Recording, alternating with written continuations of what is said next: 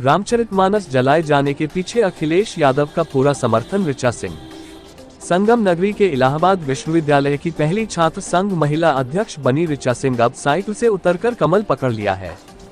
बीते दिनों deputy CM Keshav Prasad Maurya और डिप्टी सीएम ब्रजेश पाठक की मौजूदगी में उन्होंने भाजपा का दामन पकड़ा है। वहीं ऋचा सिंह अब भाजपा में शामिल होने के बाद पहली बार प्रयागराज पहुंची और उन्होंने मीडिया से बात करते हुए समाजवादी पर हमला बोला है और कई गंभीर आरोप लगाए हैं। साथ ही उन्होंने कहा, पीडीए का मतलब है पिछड़ा दलित अल्पसंख्यक नहीं, पीडीए मतलब परिवार देखो अपना है। तो साथ ही ऋचा ने अखिलेश यादव पर गंभीर आरोप लगाए। कहा, लखनऊ में रामचरितमानस जलाए जाने के पीछे अखिलेश यादव का पूरा समर्थन था।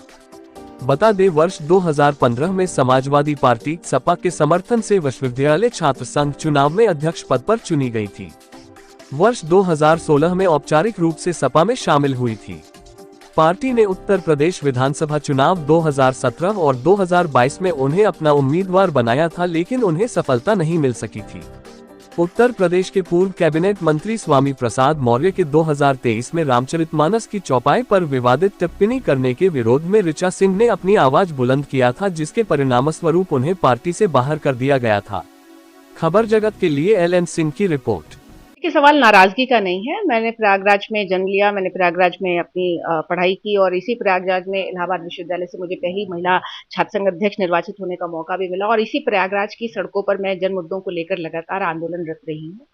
और इसी प्रयागराज में रहते हुए जो हम लोगों की पारंपरिक और अपने नैतिक वैल्यूज हैं, उसको भी हम लोगों ने लगातार संरक्षित करने का काम किया है। समाजवादी पार्टी में मैंने पूरी निष्ठा से काम किया, पूरी ईमानदारी से काम किया, लेकिन जिस तरीके से समाजवादी पार्टी में पिछले कुछ सालों से जन भावनाओं को आहत करने का दौर चल पड़ा है। आप रामचरितमानस की प्रतियां खुलेआम सड़कों पर जलवा रहे हैं, आप राम मंदिर को लेकर लगातार अपमानजनक व्यवहार कर रहे हैं, तो इससे जनता बहुत कहीं ना कहीं जनता में बहुत नाराजगी और इसके साथ ही साथ समाजवादी पार्टी कब भारतीय जनता पार्टी का विरोध करते करते कब इस देश का विरोध करने लगी, राष्ट्रवादी विचारधारा का विरोध करने लगी। तो ये सारे इन चीजों को देखते हुए मैंने भारतीय जनता पार्टी वो की सदस्यता को अपनाया और समाजवादी पार्टी को मैंने लगभग 1 साल पहले ही छोड़ दिया था। देखिए, पीडीए का मतलब सिर्फ परिवार देखो अपना तक सीमित हो गया है और ये बात पीडीए की करते हैं, लेकिन जब उसको धरातल पर लाने की बात होती है तो पिछड़ों की जब बात आती है तो वो केवल अपने परिवार तक सीमित हो जाते हैं। दलितों की बात आती है तो उनके मुद्दों के लिए वो जमीन पर नहीं आते और अल्पसंख्यकों की जब बात आती है तो अभी आपने राज्यसभा में देखा है कि किस तरीके से उन्होंने फैसला लिया। तो ये पीडीए का नारा देना एक बात है, लेकिन जनता को लेकर चलना एक बात है।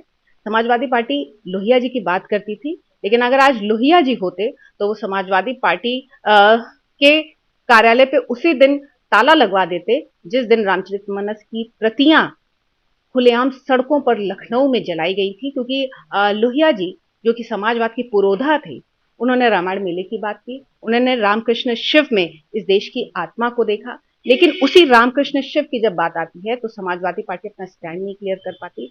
आपको अयोध्या में राम मंदिर पे भी आपका स्टैंड क्लियर नहीं है, आप काशी पे भी क्लियर नहीं है, आप मथुरा की जब बात आती है तो उस पर भी क्लियर नहीं है और जब देश की विकास की बात आती है, आप बीमारू राज्य के रूप में उत्तर प्रदेश को छोड़कर गए थे, लेकिन आज उत्तर प्रदेश देश की जीडीपी में अपना दूसरा स्थान रखता है।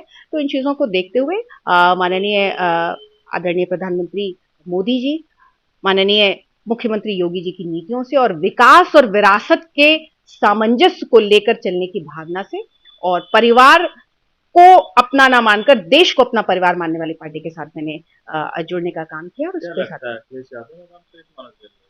देखिए, जिस तरीके से रामचरितमानस की प्रतियां खुलेआम लखनऊ की सड़कों पे इस देश की उत्तर प्रदेश की राजधानी में जलाई गई और उसके बाद जिन लोगों ने उसको जलवाया, जिनके बयानों ने उनको उन्होंने तत्काल रूप से महासचिव बनाने का काम किया, तो इससे स्पष्ट होता है कि इसके पीछे क्या मंशा थी और इससे समझा जा सकता है।